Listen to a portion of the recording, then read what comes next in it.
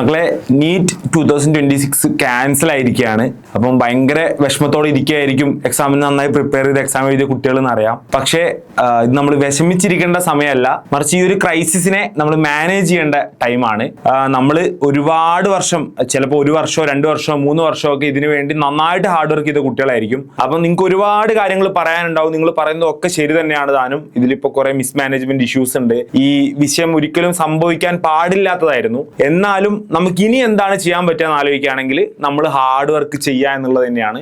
നമ്മൾ കഴിഞ്ഞ 10 മാസമായിട്ടോ അല്ലെങ്കിൽ 2 വർഷമായിട്ടോ ഓൺ ചെയ്തിരുന്ന ആ ഒരു സ്വിച്ച് നിങ്ങൾ ചിലപ്പോൾ മെയ് 3-ാം തീയതി ഓഫ് ആക്കിയിട്ടുണ്ടാവും.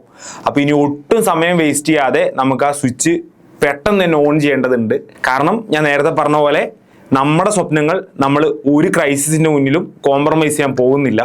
അപ്പോൾ ഈ വന്നൊരു സെറ്റ് ബാക്കിനെ ഒരു അവസരമായി കണ്ടുകൊണ്ട്, ഇതൊരു ചാലഞ്ചായി ഏറ്റെടുത്തുകൊണ്ട് ഓരോ നീറ്റ് ആസ്പിറൻറ്റും ഇതിനെ ഫേസ് ചെയ്യണമെന്നാണ് ഞാൻ പറയുന്നത്. ഇവിടെ നമുക്ക് ഒരു ആസ്പെക്റ്റിൽ പറയുകയാണെങ്കിൽ ഒരു അഡ്വാൻറ്റേജ് ആയിട്ട് പോലും നമുക്ക് ഇതിനെ എടുക്കാൻ പറ്റും. കാരണം ഇപ്പോൾ ഒരു എക്സാം എഴുതിയ ആളുകളാണ്.